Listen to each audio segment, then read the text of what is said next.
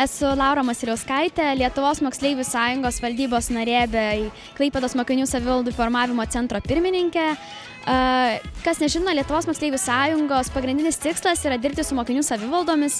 Tai yra tas organas mokykloje, kuris turėtų atstovauti moksleivių balsą, spręsti jų problemas. Tai Klaipėdoje šiais metais stengiamės labai jas stiprinti, kaip ir šis renginys. Norime per šį renginį, kad savivaldos suprastų, ką turi veikti, susipažintų vieni su kitais per tokią žaidimo formą, o ne tik per popierizmus. Šiandien pamėginsim paklausinėti pačių moksleivių, ar jie žino, kas yra savivalda, ar jai priklauso, kokie yra savivaldos tikslai ir panašiai. Ar žinote, kas yra mokykloje savivalda? Savivalda, kaip iš žodžių derino į savo valdą, tai turbūt, kai valstybė ar kažkas duoda teisę tvarkyti savo reikalus, savo teritorijai, kažkas tokio. Ar žinai, kas tavo mokykloje yra mokinių savivalda? Ar tavo mokykloje yra savivalda? Na, manau, kad taip, aišku. Taip. Mūsų mokykloje veikia mokinių savivalda. Taip. Ir dar labai didelė. Veikia. Taip, žinoma, vykdom. Taip! Taip, visada. Kokias pagrindinės funkcijas atlieka jūsų mokinių savivalda? Problemų sprendžiame nedaug tikriausiai. Daugiau organizuojame renginius, susitelkiam ties tuo, nors turėtumėm daugiau ir telktis į problemų sprendimus.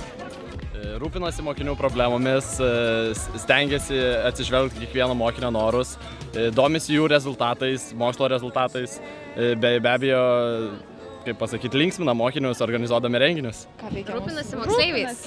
Moksleivių gerovė. Mokinių balsas.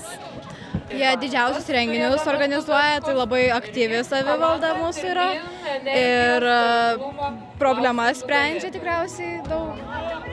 Ir pavyzdžiui, būna ten iki kokių kalėdų likusios ten savaitės, padaro gan tokias geras tas savaitės advento. Organizuoja renginius. Sprendžia tam tikrus klausimus, svarbias problemas, kurios yra svarbios mokiniams. Mūsų mokinių savivalda sprendžia įvairius klausimus aktualius moksleiviams, bendradarbiaujam tarpusavį su administracija, taip pat padedam mokiniams jaustis geriau mūsų mokykloje, tiesiog gerinam atmosferą ir žinoma, dar netgi bendradarbiaujam su kitom mokyklom, mes esame labai taiki savivalda. Labai daug. Daug ką veikia, atstovauja mokinių interesams, organizuoja įvairias veiklas, bendrauja su kitų mokyklų savivaldomis. Ką jūsų mokykloje veikia mokinių savivalda? Nieko.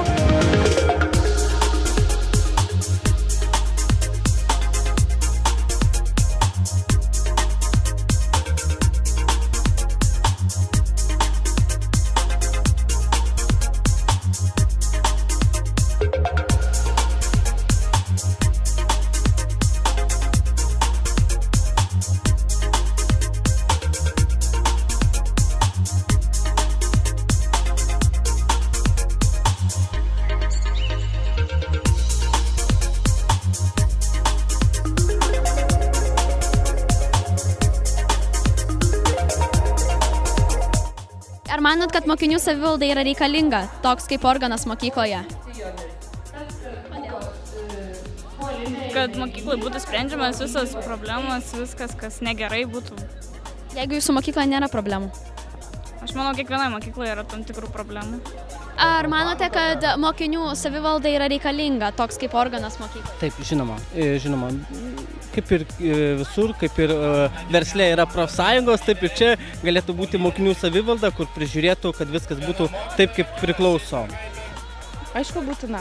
O ar ji turėtų būti lygiavertė savo teisėmis, pavyzdžiui, su kitomis mokykloje veikiančiais organais? Taip, aš manau, jeigu yra mokyklos taryba, tai atstovas turėtų būti ir iš mokinių. Turėtų savo žodį svarų. Ar mokyklai reikia tokio organo kaip mokinių savivalda? Šie metai yra paskelbti bendruomenių metai nacionaliniu mastu, tačiau renginys, šita priemonė buvo organizuota bendraujant su moksleiviais. Iš poreikio moksleiviai mato reikalą, mato poreikį mokyklose veikti. Ir tokia galimybė šiandien yra sudaroma. daugelį Klaipėdos mokyklų. Tikiuosi, kad ta tendencija tik stiprės, kad mokiniai vis labiau supras, kad turi teisės tam tikras, turi ne tik pareigas, bet ir gali teikti savo siūlymus. Ir labai smagu, kai tie siūlymai yra išgirstami ir kai jie yra praktiškai įgyvendinami. Tai aš tikrai manau, kad moksleivių savivalda kaip teisė save valdyti teigiamą linkme, jinai tikrai yra sveikintina ir tikrai turi gyvuoti mokyklose. Didžiausia problema, kurią įsprendė jūsų savivalda šiais metais?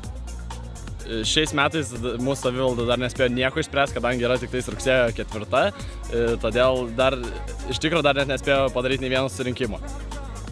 Tai tada praėjusiais mokslo metais kokia problema buvo išspręsta?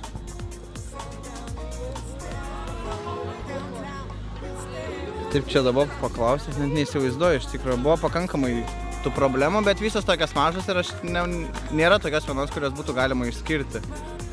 Tokia, kad būtų pati didžiausia. Kad nėra taip baisiai tų didelių problemų. Klasės draugiškos. Mokyklos kambutis. Įdomus klausimas, kaip turbūt iš šitą klausimą atsakymo tikslaus kaip ir nerasiu dabar. Tiesiog sugalvojame tokią idėją, kad reikėtų pakeisti šiek tiek uniformą ir tos kostiuminius švarkus pakeisti džemperius. Ir mokiniai iš tikrųjų susidomėjo tuo. Ir ar jūsų administracija neprieštaravo tokiam kardinaliam pasikeitimui? Visiškai ne. Kaip susitarėte? Paprastai atėjom, pasikalbėjom, ar būtų įmanoma, sutiko, sako, darykit balsavimą, kiek žmonių sutiks, kokių norės ir viskas. Tai jūsų mokykloje vyruoja tikra demokratija? Taip. Tai problemų jokių neturite mokykloje ir jų nereikia spręsti? Ne, nereikia. Ne, neturiu problemų. Ar patys dalyvaujate mokinių savivaldos veikloje? Ne. Nu, ne visada, bet...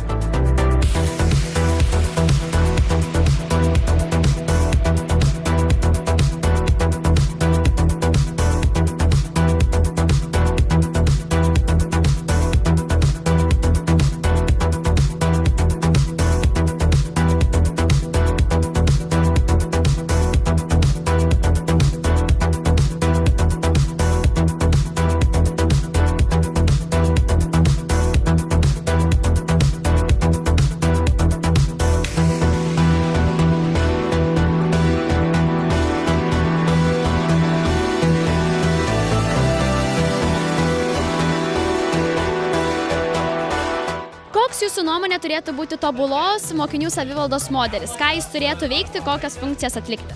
Ties labai sunkus klausimas, būtų labai geriausia orientuotis geros mokyklos patirtimi, tai yra pagal švietimo mokslo ministerijos nuostatus, pagal tėvų savivaldos nuostatus, gera mokykla ta, kur mokinys atsiskleidžia visose srityse.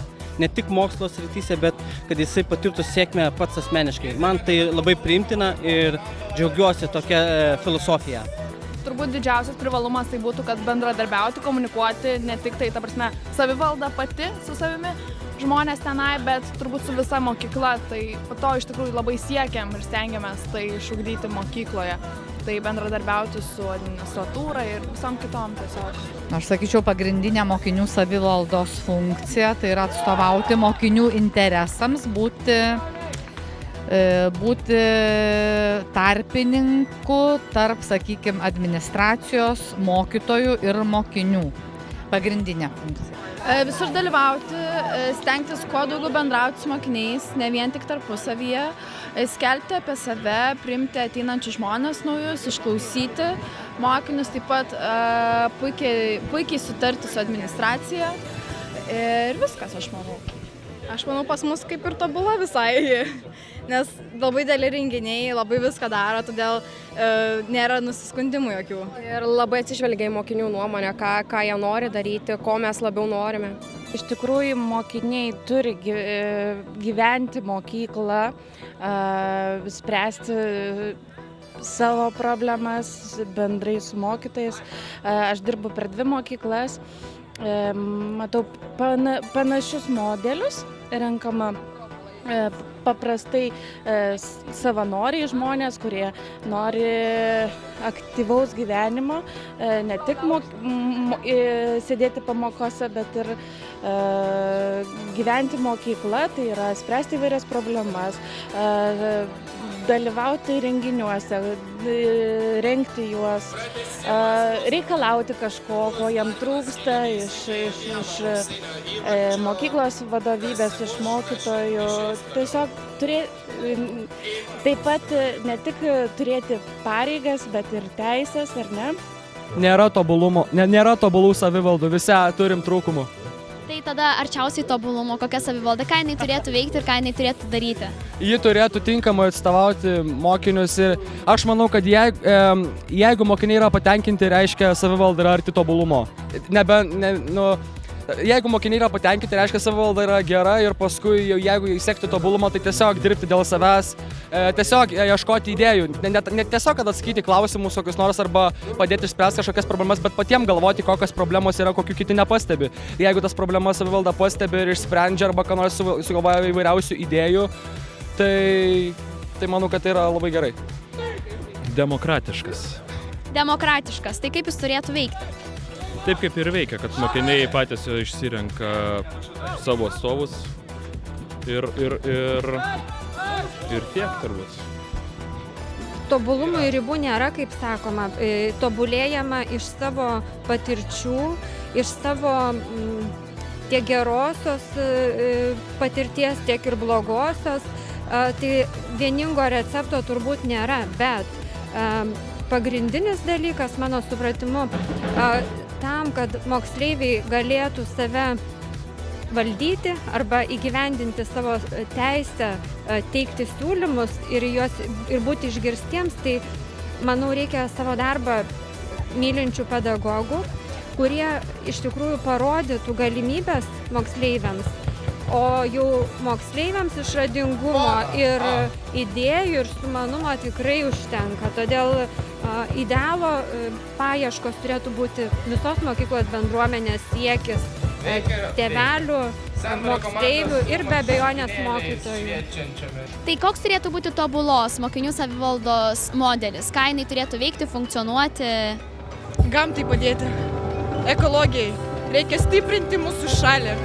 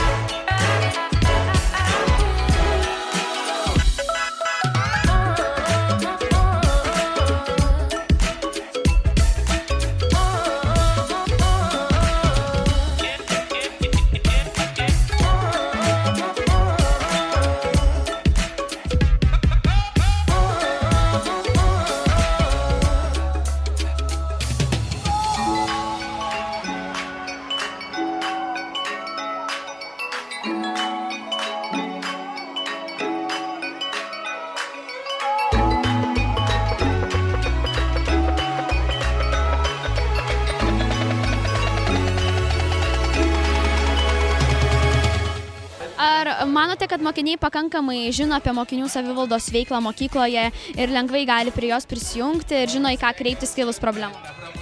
Manau, kad taip, nes tą informaciją klasių auklėtojai perduoda mokiniams ir... Mūsų mokykloje yra pakankamai informacijos apie mokinių savivaldą. Būna plakatai pas mumis mokykloje, kada rengiamos mokinių savivaldos susirinkimai. Dabar manau, kad beveik visi žino. Ir kokias klaidos priemonės naudojate šiam tikslui pasiekti? Internetinį puslapį. Facebookas. Mes labai komunikuojam ir, tarkim, būna kokie nors renginiai kaip mokytojų dienos ar šiaip, kuriuose vyksta paprasčiausiai renginiai kaip mokytojų diena ar Valentino diena, tiesiog įvairiausi renginiai, kurie ateina pas mus į mokyklą ir tiesiog mes tiesiog komunikuojam, net nežinau kaip atsakyti. Ateina į klases. Klasės valandėlės veda būna seniūnų susirinkimai su jais, man atrodo. Tai kaip jūs esate išrenkami mokinių savivaldą, ar tai tiesiog ateina kas nori? Ateina savanoriai šiuo metu, bet mes galvojam pakeisti šiek tiek visą priėmimo sistemą. Ateina ir tiesiog turi pasisakyti kalbą ir paskui yra balsuojama už juos. Tai klasėse yra renkama Ir jo, klasės mokiniai turbūt klasė jau išsirenka patys. Ateina kas nori, tačiau mes visada stengiamės atrinkti tuos mokinius, kurie yra motyvuoti. Mes visada prašome jų įrodyti savo motyvaciją, įrodyti, kuo jie gali padėti, nes mes neskatinam tokio dalyko kaip pamokų praleidinėjimas, kad aš esu mokinių savivaldoje. Kaip mokykla nukentėtų, jeigu mokykloje nebeliktų mokinių savivaldos? Visų pirma, būtų turbūt liūdniau, nes mūsų savivalda skatina tai, kad pas mus mokykloje nebūtų vien tik tai mokomosi. Mokykloje turi būti gyvenama, neturi būti vien tik tai kalimas kažkoks ten iš vadovėlių ir taip toliau, ar čia eiti kontrolinius rašyti. Tiesiog turi būti taip, kad ateini į mokyklą ir tu turi džiaugtis mokykloje būdamas, o ne tik tai, oi čia langas, tai dabar čia pasidžiaugsiu. Ne, taip neturi būti. Manyčiau nukentėtų, nes esant stipriai mokinių savivaldai ir pats mokinys nepriklausantis, tai organizacijai vis tiek jaučiasi tvirčiau. Žino, kad kažkas gins jo interesus. Nors mūsų mokykloje nėra tokio, sakyčiau, būtino reikalo ginti kažkieno interesus, nes visi jaučiasi pakankamai gerai, saugiai, jaukiai. Ar jūsų savivaldos veikla padeda mokyklai ir ar nekyla problemų su administracija sprendžiant tam tikras problemas? Ne, mūsų mokykloje nekyla problemų su administracija, kadangi mūsų mokyklos pavaduotoja kuruoja mūsų mokinių savivaldą ir iš tikrųjų pas mus mokinių savivalda yra visi kompetentingi ir visi suprantantis, kad nereikia daryti bet ko, o reikia daryti tai, kas tikrai padėtų.